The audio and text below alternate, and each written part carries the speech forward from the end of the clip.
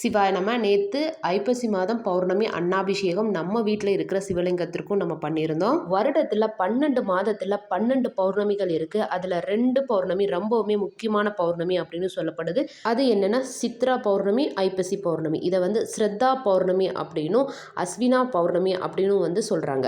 ஐப்பசி பௌர்ணமியில் சிவபெருமானையும் சந்திர பகவானையும் நம்ம சேர்த்து வழிபடும் போது சகல சௌபாகியங்களும் கிடைக்கும் அப்படின்னு சொல்லப்படுது. ஐப்பசி பௌர்ணமி அன்னைக்கு தான் சந்திர பகவான் தன்னோட சாபம் நீங்கி 16 கலைகளுடன் முழு பொலிவுடன் வானில் தோன்றுவார் அப்படின்னு சொல்லப்படுது. இது ஆன்மீக ரீதியாக மட்டும் இல்லாமல் அறிவியல் ரீதியாக கூட அக்டோபர் நவம்பர் மாதங்களில் தான் சந்திரன் பூமிக்கு ரொம்ப அருகில் முழு பொலிவுடன் பிரகாசிப்பார் அப்படின்னு சொல்லப்படுது.